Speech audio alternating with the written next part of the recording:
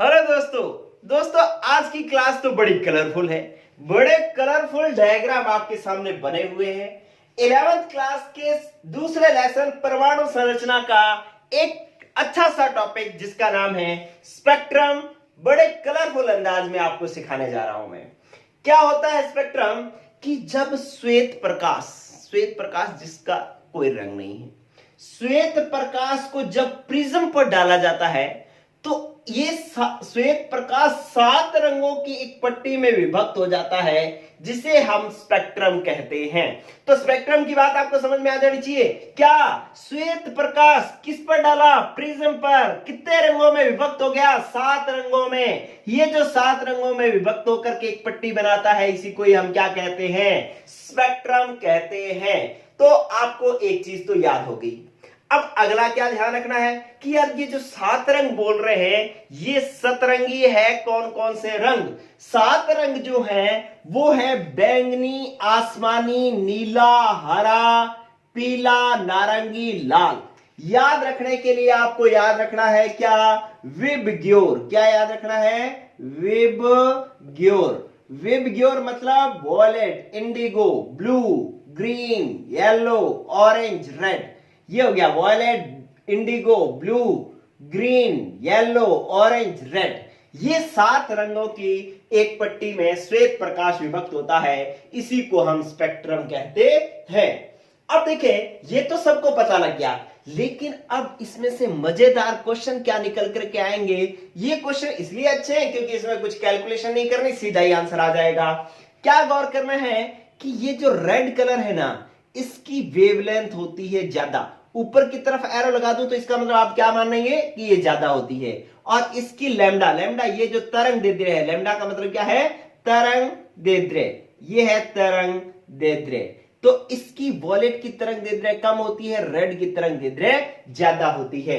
तो आपको एक बात, यहां एक क्वेश्चन पूछ लिया जाता है कि स्पेक्ट्रम में जिस रंग का सबसे ज्यादा विक्षेपण होता है, उस रंग की तरंग दैर्ध्य होती है, ज्यादा होती है या कम होती है? देखो, विक्षेपण ज्यादा किसका हुआ? यहां से यहां आया है, बैंगनी का विक्षेपण सबसे ज्यादा हुआ है, लेकिन इसकी तरंग दैर्ध्य सबसे कम है। ये यहां से सिर्फ इतनी दूरी तक किया है, इसका विक्षेपण कम हुआ है, लेकिन इसकी तरंग दैर्ध्य क्या है? ज्यादा है। ठीक है दोस्तों, तो जिसकी तरंग दैर्ध्य ज्यादा होती है उसका विक्षेपण कम होता है, और जिसकी तरंग दैर्ध्य कम होती है उसका विक्षेपण ज्यादा होता है। विक्षेपण डिफ्लेक्शन मतलब यहां से यहां तक जो ज्यादा दूरी तक कौन आया? बैंगनी आया, और बैंगनी की तरंग दैर्ध्य क्या है? कम है। ठीक है, तो आप यूं लिख सकते हैं कि इसका मतलब इन रंगों का जो विक्षेपण है वो व्युत्क्रमानुपाती है इनकी तरंग दैर्ध्य के, कि जिसकी तरंग दैर्ध्य ज्यादा है उसका विक्षेपण कम है, जिसका विक्षेपण ज्यादा है उसकी तरंग दैर्ध्य कम है। तो ये एक दूसरे के अपोजिट होते हैं। अब तरंग दैर्ध्य और आवर्ती जो होते हैं वो एक दूसरे के अपोजिट होते हैं, एक दूसरे के व्युत्क्रमानुपाती होते हैं। व्युत्क्रमानुपाती होते हैं तो अगर इसकी तरंग दैर्ध्य ज्यादा है तो इसकी आवर्ती कम, और इसकी आवर्ती ज्यादा। तो आप यूं कह सकते हैं कि जिसकी आवर्ती ज्यादा है उसका विक्षेपण ज्यादा है, जिसकी तरंग दैर्ध्य कम है उसका विक्षेपण ज्यादा है। और ऐसा है कौन? बैंगनी रंग है। ठीक है, अगर इसी के आधार पर ऊर्जा की बात कर रहे हैं, क्योंकि ये अलग अलग रंग जो है वो अलग अलग तरंग दैर्ध्यों की, अलग अलग आवर्ती की ऊर्जाएं होती हैं।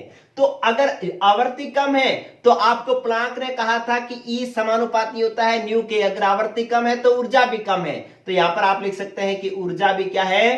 कम, और इसकी ऊर्जा भी क्या है? ज्यादा, क्योंकि आवर्ती ज्यादा है। ठीक है, तो ये देख लो, 3 और 3 6 तरीके के प्रश्न आपके सामने आ गए हैं। तो आपसे यह पूछ सकता है कि जिस स्पेक्ट्रम में जिस रंग का विक्षेपण सबसे कम होता है उसकी तरंग दैर्ध्य ज्यादा होती है, आवर्ती कम होती है, ऊर्जा कम होती है। और जिस रंग का विक्षेपण सबसे ज्यादा होता है उसकी तरंग दैर्ध्य कम होती है, आवर्ती ज्यादा होती है, ऊर्जा ज्यादा होती है। आवर्ती और तरंग दैर्ध्य व्युत्क्रमानुपाती हैं, इसलिए ये ज्यादा तो ये कम, और आवर्ती और ऊर्जा समानुपाती है, इसलिए ये कम तो ये भी कम। तो ये प्रश्न जो है आपको ध्यान रखने हैं स्पेक्ट्रम के बारे में। चलिए, अब स्पेक्ट्रम जो है वो 2 प्रकार के होते हैं। कौन कौन से? एक है उत्सर्जन स्पेक्ट्रम और एक है अवशोषण स्पेक्ट्रम। उत्सर्जन स्पेक्ट्रम में क्या होता है कि एक ऐसी वस्तु ली जाती है जो अपने में से ऊर्जा उत्सर्जित कर रही हो, जैसे जलता हुआ बल्ब हो सकता है, ठीक है, कोई जो स्पार्किंग करती हुई, निम्न दाब पर स्पार्क करती हुई गैस हो सकती है जो अपने में से ऊर्जा उत्सर्जित करे। तो ये उत्तेजित प्रतिदर्श है, प्रतिदर्श को इंग्लिश में सैंपल कहते हैं। ये सैंपल है जो ऊर्जा उत्सर्जित कर रहा है, और यहां से निकलने वाली ऊर्जा को यहां मोनोक्रोमर, एक क्रोमर से, एक मतलब सिल्ट से गुजारा, जिससे ये क्या हो जाती है, एक सिंगल लाइट हो जाती है। अब ये सिंगल लाइट को जब प्रिज्म पर गुजारा तो प्रिज्म का काम तो है ही बांटना, ठीक है, तो ये एक रंग को क्या कर देता है, 7 रंगों में व्यक्त कर देता है, और इस 7 रंगों को अपने फोटोग्राफी प्लेट पर चेक कर लेते हैं। तो इससे जो है जो स्पेक्ट्रम प्राप्त हुआ वो क्या है, उत्सर्जन स्पेक्ट्रम प्राप्त हुआ है। किससे, इस उत्तेजित प्रतिदर्श से, कि ये जो उत्तेजित प्रतिदर्श है ये कौन कौन सी ऊर्जाओं को उत्सर्जित कर रहा है, वो हमें इस फोटोग्राफी प्लेट पर जो है मिल जाती है, ठीक है। तो उत्तेजित स्पेक्ट्रम क्या होगा कि जब किसी उत्तेजित वस्तु से उत्सर्जित ऊर्जा को प्रिज्म पर डाला जाता है और प्रिज्म से निकलने वाले जो तरंगे हैं या जो रंग है उनको फोटोग्राफी प्लेट पर लिया जाता है, तो इससे जो स्पेक्ट्रम बनेगा उसको हम उत्सर्जन स्पेक्ट्रम कहते हैं। जैसे जलते हुए बल्ब से ये स्पेक्ट्रम प्राप्त किया जा सकता है। चलिए, अब वो कह रहा है कि दूसरा है अवशोषण स्पेक्ट्रम।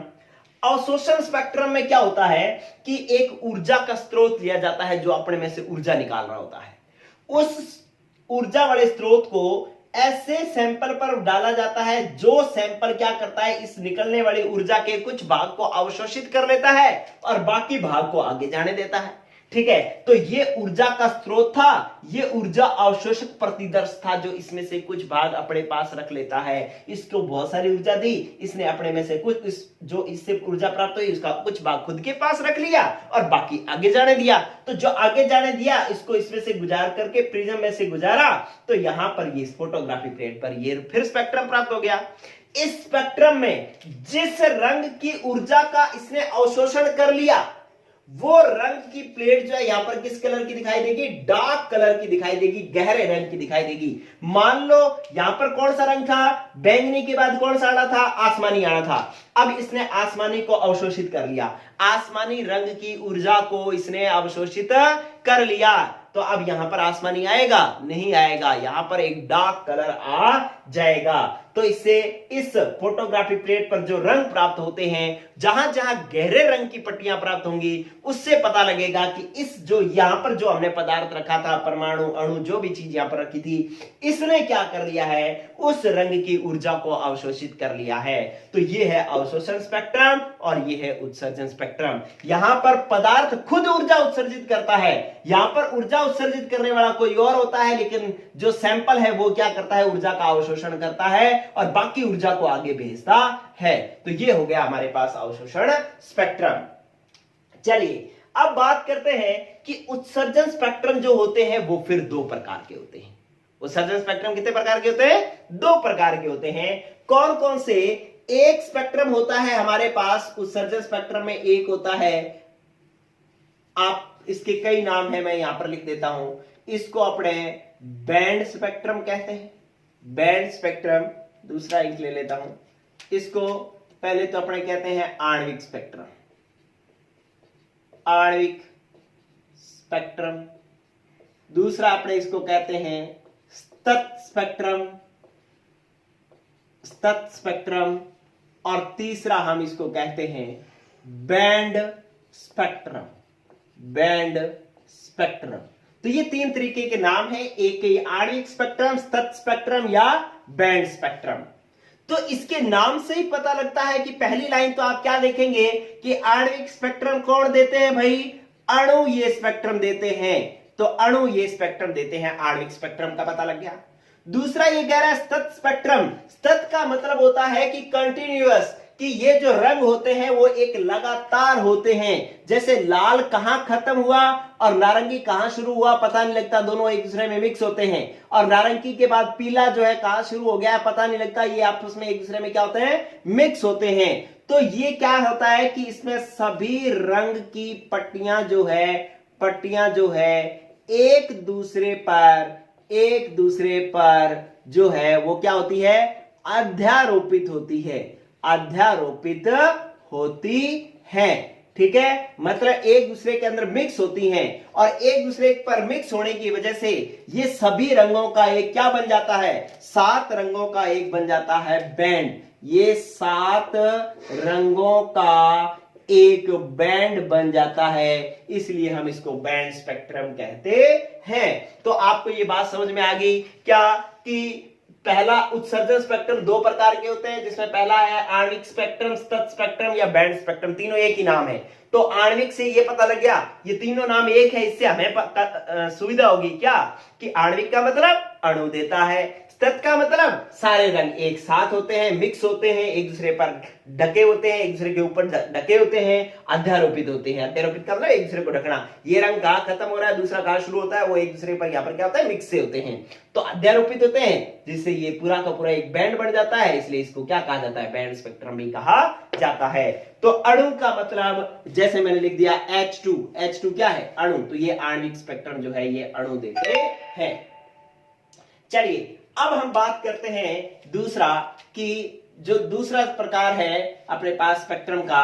यहां पर मैं एक चीज इसकी लाइन यहीं पे लिख देता हूं कि ये क्या बन जाता है, 7 रंगों का बैंड बन जाता है, इसलिए आपको बैंड, इस बैंड स्पेक्ट्रम है। अगर आपको याद करना है तो कोई दिक्कत नहीं, आणविक अणु देते हैं, सभी रंग एक दूसरे पर अध्यारोपित होते हैं, मतलब सतत होते हैं, और तीसरा जो है 7 रंगों का बैंड बन जाता है, इसलिए बैंड स्पेक्ट्रम। अब इसका दूसरा प्रकार जो है उत्सर्जन स्पेक्ट्रम का, वो है हमारे पास, एक तो इसको कहते हैं परमाणुवीय स्पेक्ट्रम। परमाणुवीय स्पेक्ट्रम बोल दो, एक लाइन जो अच्छे से पढ़ रहे हैं उन्होंने बोल दिया क्या, मैंने लिखा परमाणुवीय स्पेक्ट्रम, तो पहली लाइन बोल दी कि ये स्पेक्ट्रम कौन देता है, परमाणु देते हैं। कौन देता है, परमाणु देते हैं। तो परमाणुवीय स्पेक्ट्रम हो गया।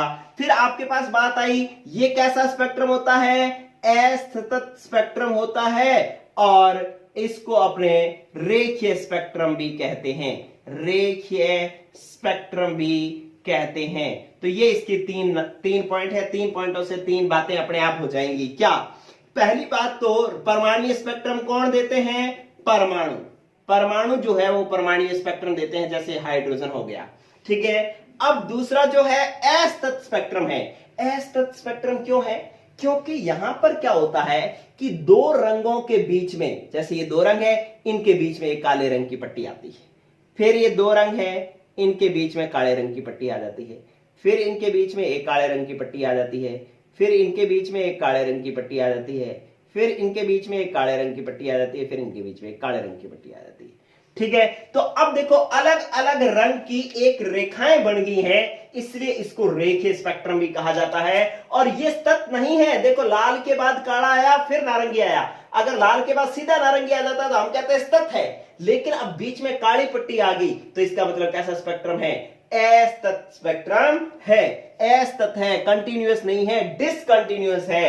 ठीक है, तो इसका मतलब है कि यहां पर 2 रंगों के बीच में, 2 रंगों के बीच जो है वो काले रंग की पट्टी आ जाती है, काले रंग की पट्टी आ जाती है। ठीक है, इसलिए ये स्पेक्ट्रम कैसा होता है, असतत स्पेक्ट्रम होता है। ठीक है, और तीसरी बात कि ये जो है अलग अलग रंग की रेखाएं बन जाती हैं, इसलिए इसको हम रेखीय स्पेक्ट्रम भी कहते हैं। तो आपको अगर पूछा जाए परमाणुवीय स्पेक्ट्रम, असतत स्पेक्ट्रम या रेखीय स्पेक्ट्रम क्या होता है, तो आप कहेंगे परमाणुवीय क्योंकि परमाणु देता है, असतत क्योंकि विभिन्न रंगों के बीच में जो है वो क्या आती है, काले रंग की पट्टी आती है, इसलिए सारे रंग सतत ना होकर के असतत होते हैं, तो इसलिए अपने इसको असतत स्पेक्ट्रम कहते हैं। और अलग अलग रंगों की रेखाएं बन जाती है, इसलिए इसको रेखीय स्पेक्ट्रम भी कहा जाता है। तो ये हो गया आपके पास रेखीय स्पेक्ट्रम।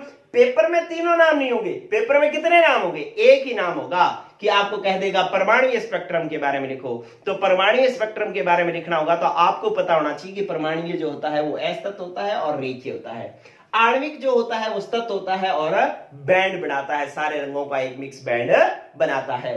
तो ये आपके पास हो गया स्पेक्ट्रम कंप्लीट। एसएससी के एक एग्जाम में ये क्वेश्चन पूछा गया था कि रेखीय स्पेक्ट्रम निम्न में से देता है, ऑप्शन दे रखे थे H, बी दे रखा था H+, सी दे रखा था H- और डी दे रखा था H2।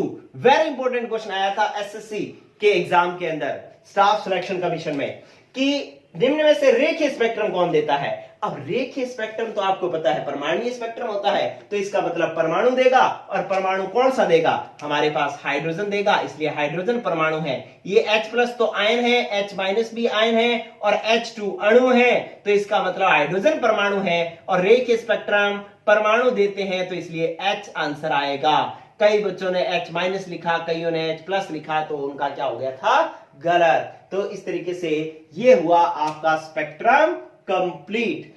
अब हम बात करेंगे हाइड्रोजन स्पेक्ट्रम की, जो कि अगली क्लास होगी, बेहद इंपॉर्टेंट होगी। सभी बच्चों को वो क्लास देखना बहुत ज्यादा जरूरी होगा अगर 11th क्लास सीखनी है तो। ठीक है दोस्तों, आज के लिए इतना ही। अगले एपिसोड में हम मिलेंगे हाइड्रोजन स्पेक्ट्रम के साथ, तब तक के लिए गुड बाय।